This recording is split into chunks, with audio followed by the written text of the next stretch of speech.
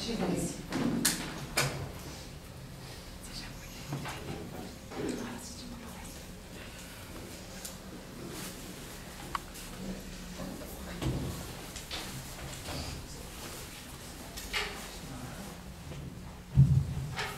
Boa noite a todos. Boa noite. Eu estou aqui, parece que vai levar, né? Frio mesmo.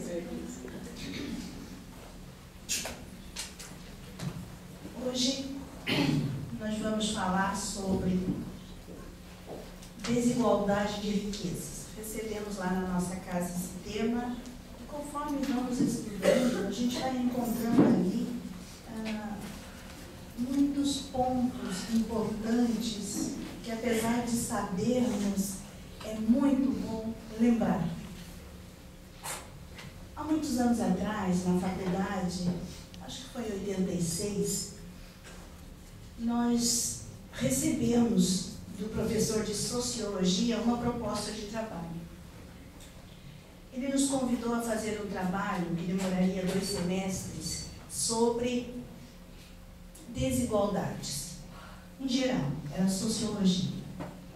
E a proposta aceita, nós nos dividimos em grupos, né? 4 grupos grandes, nós éramos mais de 50 alunos, né? Então o nosso grupo ficou com 15 pessoas. E nós recebemos dele a desigualdade da fortuna. Não era exatamente este o tema, não lembro bem, mas tinha fortuna. Aí então, ele disse que nós teríamos que buscar dos 30 primeiros ganhadores da loteria esportiva, deveríamos escolher 10, conseguir encontrar 10 desses e pesquisar a situação econômica atual, econômica e social atual das criaturas. Atual em 86, né? É claro. A loteria já nos anos 70 ali fez um sucesso imenso, né? Quem não fazia sua pezinha na loteria esportiva, né? Os 13 pontos.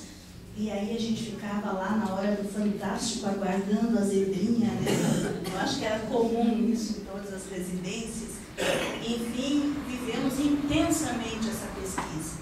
Tínhamos na nossa turma, não no grupo, mas na turma que nos ajudou muito, o sobrinho de uma pessoa que trabalhava na RBS. Era no Rio Grande do Sul, morávamos em Juí, trabalhava na Unijuí. Aí então ficou combinado que ele faria o possível para conseguir nomes e endereços. E ele conseguiu. Quase no final do semestre, no primeiro semestre, ele veio com os nomes e endereços de 10 pessoas dos primeiros 30 ganhadores. E aí a gente se dividiu em grupos de 3, né, tantos para cada 3 pessoas, fazerem a pesquisa via telefone, via carta, telegrama, de tudo quanto era jeito, porque naquela época não havia internet, né? A gente não tinha essa comunicação fácil de hoje, né? Enfim, tínhamos que fazer o possível para conseguir. Um deles, inclusive, era da nossa cidade mesmo. E aí, enfim, fomos buscando e encontrando as informações e nos encanando com aquela pesquisa, né? Tínhamos que terminar ela até o final do ano. A nossa foi apresentada, foi uma das primeiras no final de outubro. E aí, então, fizemos o trabalho. Enfim, quando chegou o dia da apresentação, o pessoal estava curioso para saber o resultado da nossa pesquisa, né? Enfim, 4 deles não tinham dentes antes de ganhar a loteria. E foi o único ponto positivo que conservaram desta fortuna que receberam, foram os dentes. Foi o único ponto positivo que nós encontramos nas 10 criaturas que ganharam a loteria esportiva. Os 4 que ganharam os seus dentes. Todos estavam mais miseráveis do que quando ganharam as fortunas. Todos eram pobres, muito pobres. Nós, na verdade, nós tivemos 16 endereços, mas a gente ficou com os 10 que tinham essa característica, né? Que tinham ficado absolutamente sem nada. Porque interessava a todos nós este tipo de informação para que nós aprendêssemos alguma coisa a respeito disso com o professor de Sociologia. Aí a gente elencou, então, as três razões principais desta situação ter acontecido. E nós encontramos, em primeiríssimo lugar, a causa principal da falência de todos eles, a família. A família. Os parentes mais próximos, principalmente filhos e esposa. Essas criaturas, na impossibilidade de compreender a situação e não conhecendo valores e muito menos a administração do dinheiro, da fortuna, entregaram-se a desvarios e, enfim, discussões, briga, justiça, e a situação ficou terrível. A segunda razão foram os advogados. Na incapacidade de administrar a fortuna, me desculpem, né, os advogados, na incapacidade de administrarem as fortunas, eles se socorriam com os advogados, né? Então entregavam com procuração, né, para que esses tomassem conta dos seus dinheiros e, enfim, a história todos sabem como termina. E em terceiro lugar, os vícios. O bordel, o bar, a bebedeira. Imaginamos que as festas, os vícios, enfim, seria a primeira, né? A gente já pensa assim, mas não. A primeira foi a luta na justiça pelo que é meu também, dos filhos da esposa. Esse foi o primeiro. Então a criatura já no começo da sua vida de rico, que naquela época se considerava, né, a fortuna, então ele já se separava, né, porque a mulher queria o pinhão dela, para ela, né? E os filhos também queriam a sua parte. Então foi uma coisa assim meio assustadora, né? E aí depois a segunda razão, os advogados, e a terceira, então, a criatura acabava se perdendo nos vícios, né? Isso nos fez pensar muito naquela ocasião. E a gente fez profunda reflexão sociológica a respeito da impossibilidade de pessoas não estarem preparadas para gerenciar uma fortuna, não terem condições e se verem com uma na mão, né? Então isto acabou sendo uma desgraça naquilo que era para ser uma grande graça, né? Então uma coisa para se pensar profundamente. Aí, quando recebemos este tema, nos lembramos à noite em casa deste fato. Até procuramos muito o caderno de Sociologia, mas a enchente levou embora, não tínhamos mais. Aí, então, eu só pude dar os dados assim, superficialmente. Mas uma das coisas que impressiona é o quanto a nossa doutrina espírita é profunda quando se trata de sociologia, filosofia e psicologia. Como os espíritos trabalham essas questões para nos ensinar a viver. No Evangelho segundo o Espiritismo, no capítulo 16, onde se encontra esse tema, diz o seguinte, que a riqueza, ela constitui uma prova muito, muito arriscada das criaturas. Mais perigosa do que a miséria. Imaginem só, a riqueza é mais perigosa do que a miséria. Pelas tentações que gera e pela fascinação que exerce, pelos arrastamentos que leva a criatura, né? Então a gente fica impressionado com o risco que é o dinheiro. E o dinheiro é uma coisa boa, positiva. Ela gera o progresso da humanidade, né? Mas nós que ainda, e eu estudando um livro do Manuel Filomeno de Miranda, ele coloca uma coisa muito séria, ele diz que 75% da humanidade, não, ele fala em 3/4 da humanidade, são de uma categoria ainda bastante inferior. 3/4 fica 1/4 só, mais ou menos. Então a gente já fica com os olhos um pouco arregalados. Por isso a necessidade urgente de fazermos esta viagem interior para nos conhecermos, né? Enfim, a riqueza, ela promove um laço muito forte que liga a criatura à terra. Ela produz tal vertigem na criatura, como aconteceu com essas criaturinhas que receberam, né? Que quando a criaturinha passa da miséria para a riqueza, ela muda completamente o seu jeito de ser, a sua maneira de pensar, os seus valores. Por mais que ela diga, não, eu vou fazer isso, vou fazer aquilo para fulano, vou ser caridoso e tudo. Aquele que é caridoso, ele é com o mínimo, com quase nada. Ter ou não ter não vai mudar. Não muda a índole da pessoa, né? Ele se torna egoísta, insensível e vão. Então é extremamente perigoso. Então, na verdade, se nós formos analisar profundamente à luz da doutrina espírita, a desigualdade das riquezas, seria muito difícil argumentar em favor de Deus, do Pai, numa única encarnação, né? Se nós tivéssemos uma única encarnação, aí nós teríamos uma preocupação enorme a respeito de como é que eu vou amar a Deus se eu estou vendo crianças, né, mendigando na rua enquanto a minha mesa é farta. Então não tem como fazer uma análise assim e salvar o amor pelo Pai. Não existe como. Esse Pai parece um Pai parcial, né? Mas existem situações que a doutrina espírita coloca. Fomos criados simples e ignorantes, né? Todos iguais, todos iguais. A diferença é que não fomos criados no mesmo minuto, no mesmo segundo. Nós fomos criados em diferentes épocas. Uns estão indo mais à frente, outros estão mais atrás, outros por conta do livre-arbítrio, que é uma condição doada por Deus, pelo Criador, para que nós tivéssemos o mérito do nosso crescimento pessoal, fez com que alguns se demorassem mais.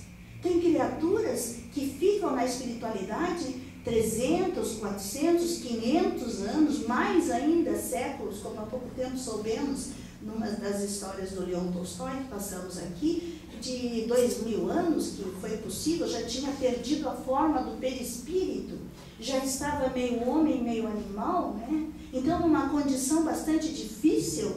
Então essas criaturas se demoram a voltar, a evolução acontece na Terra, né? No exercício da carne. Então, se demorando, acontece que ficam estacionados no tempo. Então, por isso é que nós temos condições diferentes. Por isso é necessário que a gente desenvolva as potências que recebemos do Pai, a herança que o Pai nos deu, para adquirirmos a fortuna. Porque senão nós não vamos conseguir. Nós precisamos, para adquirir fortuna, sermos inteligentes. Nós já possuímos a inteligência, precisamos desenvolvê-la, né? É uma potência. Sermos ativos e laboriosos, que é uma consequência da inteligência. Uma vez que a gente começa a desabrochar os conhecimentos, sentimos uma vontade enorme da ação. Não acontece assim? Começamos a querer fazer coisas, a desenvolver, o nosso pensamento começa a elaborar e tudo começa lá. Tudo começa aqui dentro do coração da gente, num desejo imenso de se melhorar, de melhorar a humanidade. E nós vamos então trabalhando essa inteligência em favor da humanidade e consequentemente nosso. E ser ativos e laboriosos nos faz também promover o progresso da humanidade, né? Porque o trabalho ele é fundamental para que o progresso aconteça. Mas também é necessário, para conservar o patrimônio que irá gerar esse progresso, sermos sóbrios e previdentes. É fundamental ser sóbrio e previdente, para não sair por aí, como aconteceu com os parentes daquelas criaturas pobrezinhas, saíram gastando e jogando fora tudo que podiam, né? E então acabaram ficando absolutamente sem nada. Mas se com tudo isso ainda a fortuna se esconde de nós, né? Porque às vezes você é inteligente, trabalhador, laborioso, né? É previdente, é sóbrio e mesmo assim não consegue amealhar um pouquinho que seja, fazer aquela poupança que garantirá o futuro. Aí tem outras histórias que a doutrina espírita também nos coloca.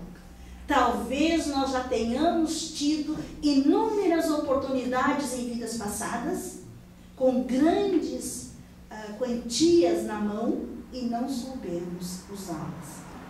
E quando a gente não sabe usar algo, a gente precisa ficar seco para perceber o valor dessas coisas.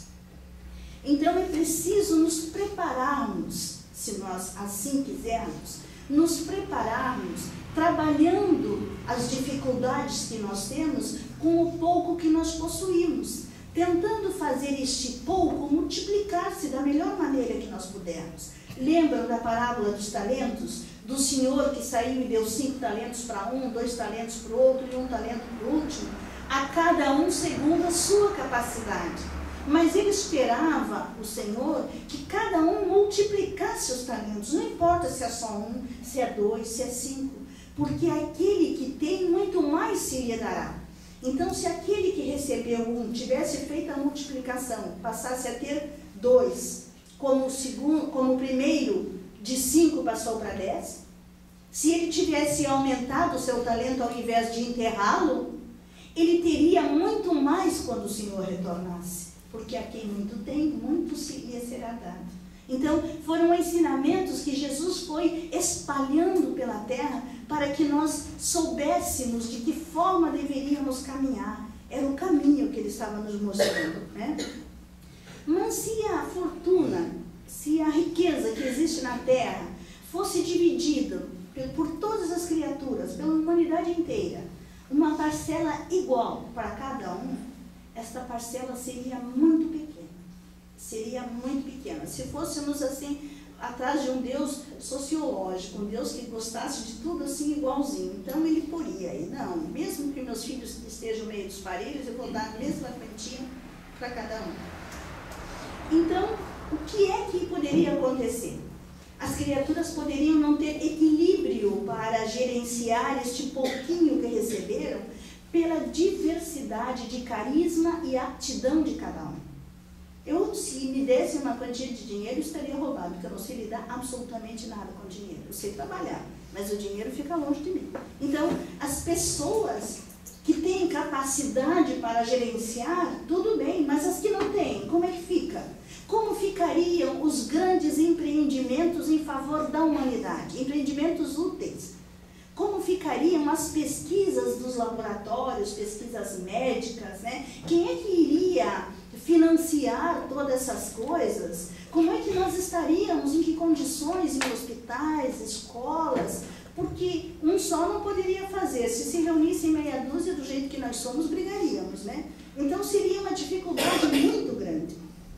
E isso vai fazendo, essa reflexão vai fazendo a gente perceber a importância, né? Porque Deus dá a cada um segundo a sua capacidade. Isso está implícito na parábola dos talentos. Deus dá a cada um segundo a sua capacidade. E vem a pergunta, mas por que Deus dá a incapazes a fortuna? Porque nós sabemos que dá.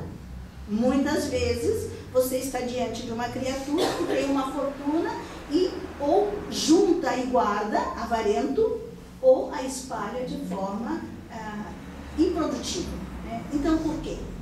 Porque a única maneira de mostrar que ele é incapaz são os exercícios. E nós já tivemos, quem sabe, no passado, estamos tendo nessa, não sei, ou se formos ter essa oportunidade no futuro, a gente precisa passar pela experiência, pela prova, para saber se é capaz. Se não formos capazes, não tem importância, virão outras oportunidades, mas nós teremos antes de passar por exercícios de pobreza, às vezes de miserabilidade, para aprendermos o valor da moeda, né? A importância para a humanidade que é a boa distribuição dos recursos que nós temos, né? Então, se considerarmos o conjunto das existências, se nós olharmos de cima e observarmos, bom, digamos, a Rose teve 1000 encarnações, né? Das 1000 encarnações, ela pode ter tanto por cento com dinheiro, tanto por cento sem dinheiro, tanto por cento mais ou menos. São exercícios necessários para o aprimoramento espiritual meu. Quer dizer, é parar as arestas, entende? Organizar-se. Sabe aquela história da pedra que finalmente se acomoda no fundo do rio, que ela sofre nas correntezas sendo batidas na parede das margens, né, e umas entre as outras, está aparando as arestas. Ela só descansa quando ela está arredondadinha, daí ela desce e senta no fundo do rio.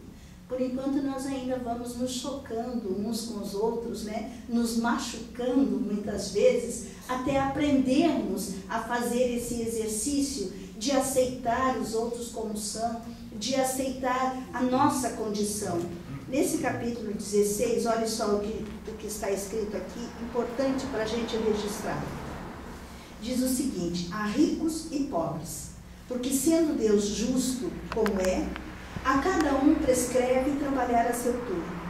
A pobreza é para os que a sofrem a prova da paciência e da resignação.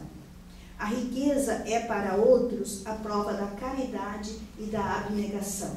Então é importante, porque será que existe uma virtude que a gente precise mais do que a paciência? Não existe, né? A paciência é a antítese da intolerância, que nós já trabalhamos aqui, né? Então nós precisamos perceber a importância que é a nossa condição econômica um pouco atrapalhada às vezes, que nos dá dificuldade, que às vezes até atrai doença pela falta de resignação, de paciência da nossa parte, né? E então nós vamos nos lembrar de Jesus, que deu uma receita fantástica. Busque o reino de Deus e tudo o mais te será dado de acréscimo. Então, o que nós temos que fazer é ir em busca deste reino. E ir em busca deste reino é ir para dentro de nós mesmos. Se nós tivermos muito dinheiro, nós não vamos ter tempo para ir para dentro de nós mesmos. Porque o apelo do mundo é muito intenso.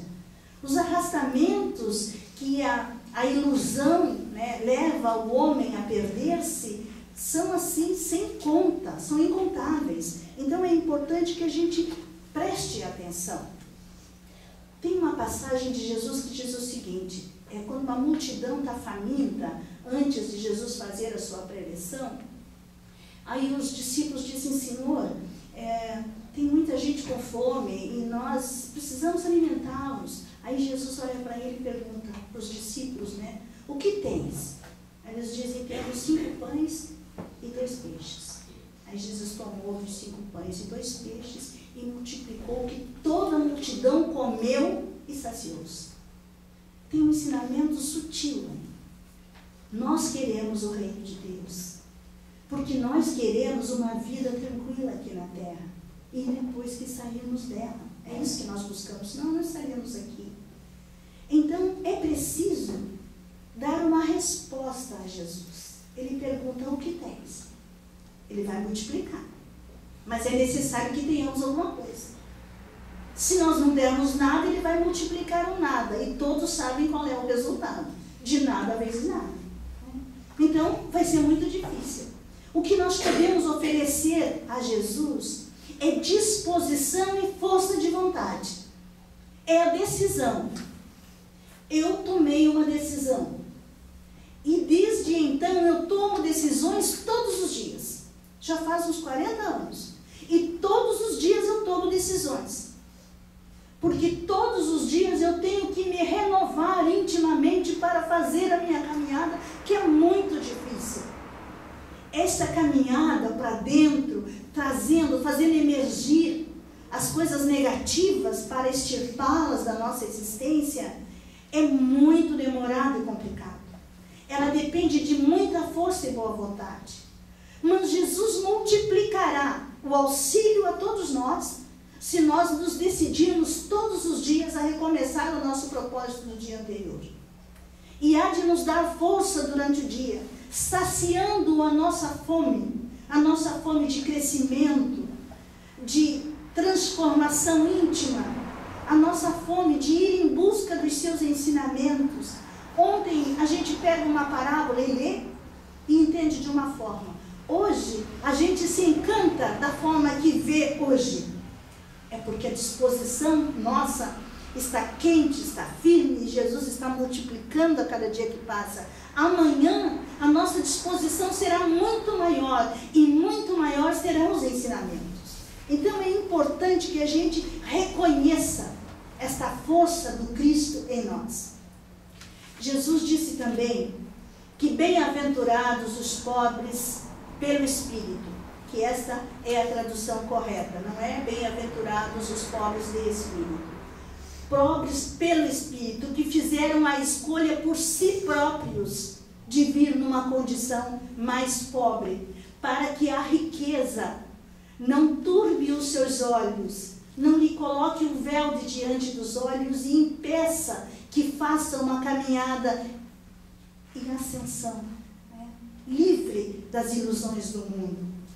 Bem-aventurados os pobres pelo Espírito, porque avançarão tomados de riqueza espiritual, que é a que elevará para depois desta vida. E aqueles que atingem essa riqueza espiritual, ela dá a essas criaturas uma liberdade tão intensa, tão poderosa, que não sente mais absolutamente vontade de nada. É diferente daqueles que por dever assumem uma caminhada pobre, miserável às vezes, e aí se queixa, não se queixa verbalmente, se queixa intimamente, o pensamento também funciona como palavra. Então aí não adianta. A escolha tem que ser feita pelo Espírito, por livre e espontânea vontade, por desejo de crescer, de investigar, de buscar. De nada adianta ficar sonhando com grandes fortunas que poderão perder o espírito. Lá no Evangelho, no último capítulo, numa oração, um prefácio de oração diz: não temais aqueles que perdem o corpo, e sim os que perdem o espírito. E nós só vamos sofrer um ataque que poderão pôr a perder o nosso espírito nessa encarnação se nós estivermos iludidos, se nós estivermos envolvidos na matéria. Porque se nós estivermos envolvidos pelo Espírito, tentando esta conquista interior do reino de Deus dentro de cada um de nós, nós estamos seguros, nós estamos iluminados, de dentro para fora. Além de termos segurança pessoal, íntima, promoveremos também segurança e libertação em todos aqueles que estão à nossa volta. Portanto, não esqueçam dos ganhadores da loteria, para que a gente não venha aí se iludir tanto quanto eles. Que Jesus os abençoe hoje.